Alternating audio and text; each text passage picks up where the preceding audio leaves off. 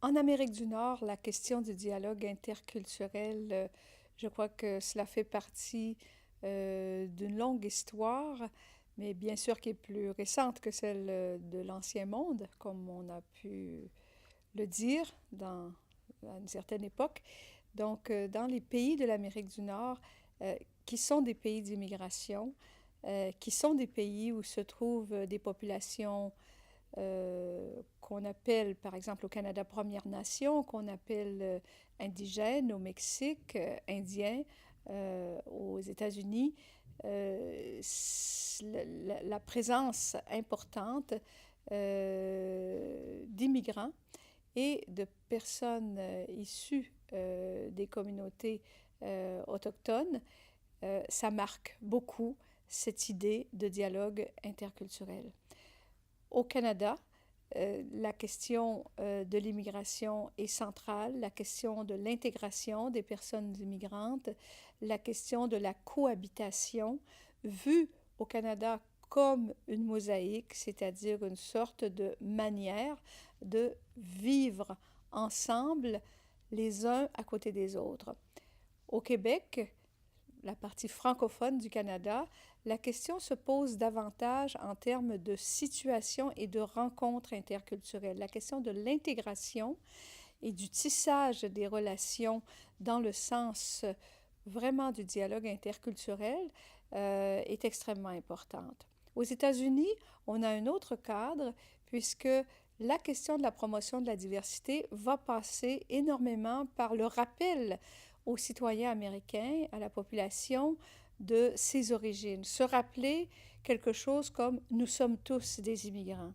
Peut-être moins avec cette préoccupation de la rencontre et de l'intégration et de l'inclusion. Alors qu'au Mexique, on va avoir encore un autre cas de figure qui est celui de la de la interculturalidad, qui est différente de la notion d'interculturalisme, comme on va la promouvoir par exemple au Québec, où est-ce que la question de la reconnaissance des cultures indigènes, la reconnaissance des savoirs indigènes va être au cœur finalement du projet mexicain de l'interculturalité.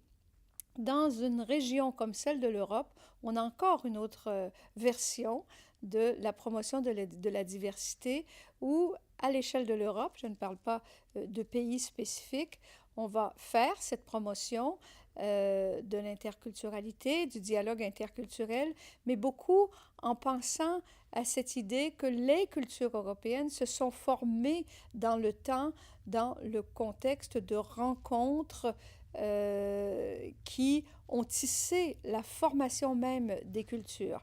Alors, la question de l'histoire et la question de la diversité et de faire face à la diversité qui est intrinsèque à la formation même de l'Europe, en même temps qu'on a un projet européen qui, lui, tend à vouloir penser en termes d'intégration politique et culturelle des différentes nations. Ceci nous amène encore à une autre version de la promotion du dialogue interculturel. Ne serait-ce que cela, on voit que promouvoir le dialogue interculturel peut vouloir dire des choses fort différentes selon qu'on se situe à l'un ou l'autre des endroits de l'Amérique du Nord ou qu'on se situe quelque part en Europe à l'échelle de l'Europe. Ça, c'est un premier morceau de ce qu'on a pu trouver. On a remarqué aussi, on peut remarquer aussi que à l'échelle de l'Amérique du Nord, la quantité de ressources existantes pour travailler cette idée de promotion de la diversité est assez phénoménale. Notamment au Canada, par exemple, il existe de nombreux projets à l'échelle des villes. Les gouvernements, bien sûr, vont faire, et les États et les gouvernements des provinces vont faire des efforts pour, par exemple, l'intégration des immigrants. Mais ce sont les villes qui, d'abord et avant tout, vont faire un travail encore plus important en direction des personnes immigrantes, mais aussi en direction de la population plus générale. La notion de diversité culturelle également va être particulière au sens où on ne va pas nécessairement la réduire à l'idée de ethnique ou à l'idée de groupe ethnoculturel, mais on va aller dans le sens d'une diversité élargie à, par exemple, la diversité en termes de genre, en termes de différences corporelles, les personnes en situation de handicap, en termes de différences liées à la couleur de la peau, etc. Alors là, on aura une construction, je dirais, de la diversité qui va être accueillante pour les différentes formes de diversité existantes sur le territoire. Avec les États-Unis, on va avoir peut-être un cas un peu similaire avec l'importance qui va être donnée à la notion d'équité, la notion de justice, la reconnaissance de la diversité dans les secteurs de l'emploi. Faire de la promotion de l'équité en emploi va être très, très important aux États-Unis. On va avoir au niveau mexicain des préoccupations pour les populations indigènes, beaucoup moins que pour les questions d'immigration parce que ça ne se pose pas de la même manière. L'afflux d'immigrants au Mexique, c'est plutôt les Mexicains qui vont se déplacer vers l'extérieur. Alors là, la reconnaissance des populations indigènes va passer beaucoup maintenant, depuis le début des années 2010, par des programmes d'universités interculturelles. Et ces universités interculturelles ne disposent peut-être pas de tous les moyens dont qu'elles pourraient souhaiter pour pouvoir travailler des enseignements dans la langue des personnes indigènes, des contenus qui renvoient aux cultures indigènes, mais elles font déjà un effort sur l'ensemble du territoire mexicain, dans différentes villes, dans différents endroits des milieux ruraux pour donner ces enseignements. Au niveau européen, on a aussi des programmes qui travaillent énormément cette idée de diversité culturelle, notamment la promotion, si on pense au Conseil de l'Europe, tout ce qui a été développé autour de la notion même de dialogue interculturel, qui a une influence très grande sur les politiques nationales. Il est absolument important, je crois, de saisir qu'on peut imaginer que l'Europe et l'Amérique du Nord forment un bloc monolithique qu'on pourrait appeler Ouest. Mais quand on y regarde de plus près, c'est bien plus compliqué que cela, puisque dans chacun de ces espaces, il y a des différences régionales. À l'intérieur des différences régionales, on a des différences nationales également, sur lesquelles on pourrait examiner ça plus particulièrement. On a même dans chacun des espaces nationaux des différences. L'exemple du Canada et du Québec en est un, mais on pourrait aller beaucoup plus loin dans cette direction-là. Parler de dialogue interculturel, ça ne veut pas dire nécessairement le faire toujours d'une seule et même façon.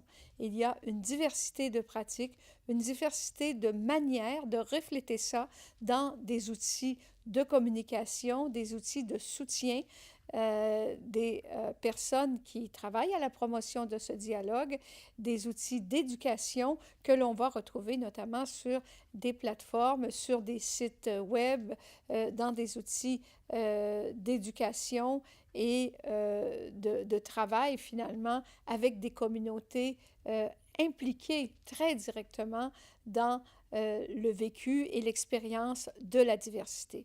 Il est extrêmement important de réfléchir sur la notion même de diversité en se posant des questions comme de quoi est faite la diversité chez moi? Qui compose la diversité? S'assurer toujours que, en quelque part, cette diversité va vraiment refléter les existants sur un territoire, dans une ville, dans une communauté, inclure au maximum tous ceux qui composent la diversité dans, je dirais, un horizon de pratiques et de préoccupations qui va vraiment faire le travail que nous souhaitons lorsque nous voulons faire la promotion du dialogue interculturel. Aujourd'hui, la question du dialogue interculturel est importante à travers le monde, pas seulement bien sûr en Amérique du Nord ou en Europe, c'est le monde entier qui fait face à la réalité de dépasser les conflits, d'arriver à travailler le dialogue entre et avec les différences et de se voir à l'intérieur d'un horizon de différence. Je crois que autour de la question du dialogue interculturel, il semble extrêmement important que chaque région, chaque pays, chaque localité, chaque ville puisse examiner de quoi est faite sa propre diversité. Qu'est-ce que c'est que la diversité? Qu'est-ce que c'est que vivre avec les différences dans un horizon d'égalité? Ça, c'est la première chose à comprendre. Savoir d'où l'on vient, comment on est composé en soi de populations, de groupes qui incarnent cette diversité-là, comprendre cette diversité et enfin pouvoir agir sur cette dernière. Donc la première étape, c'est vraiment de saisir de quoi est faite la diversité pour ensuite imaginer les meilleures des solutions que nous pouvons développer. C'est pas vrai. Le dialogue interculturel est une question qui intéresse le monde entier. Bien sûr, pas seulement l'Amérique du Nord et l'Europe, tous les continents, toutes les localités et de multitudes de situations. Je crois que nous devons, les différentes sociétés, se poser la question de quoi sommes-nous faits et d'où venons-nous pour comprendre que d'abord et avant tout, la diversité, c'est ce qui nous caractérise intrinsèquement à quelque endroit du monde qu'on se trouve. Et que cette diversité-là, elle nous apparaît aujourd'hui sous une figure particulière, par exemple celle de la migration, mais elle est de tout temps au cœur de la réalité des sociétés. Maintenant, se poser la question de quoi nous sommes faits en termes de société basée sur la diversité, ça signifie se poser non pas seulement la question des différentes cultures présentes sur un territoire, mais aussi de l'ensemble des groupes qui composent cette diversité, par exemple en termes de genre, en termes de différences corporelles, en termes même d'orientation sexuelle. Il y a une multitude de façons de regarder la composition d'une diversité. Première question, se voir, se reconnaître comme faisant partie de la diversité. La diversité, ce n'est pas l'autre, c'est soi dans la diversité, au cœur de la diversité. Maintenant, répondre à la question du dialogue interculturel, ça signifie que chaque société puisse se donner des moyens qui peuvent passer, bien sûr, par l'Internet, qui est une formidable occasion de connectivité et d'interaction. Mais ces moyens, ils passent d'abord par la création et la stimulation des situations d'interculturalité. Et là, je pense que c'est l'ensemble des institutions, l'ensemble des lieux et des localités, l'ensemble des groupes, ça concerne toute la société qui doivent mobiliser des moyens pour que, enfin, un dialogue puisse s'incarner aux différentes échelles de la société, aux différents âges de la vie et dans les différents lieux où se vit finalement cette fameuse diversité.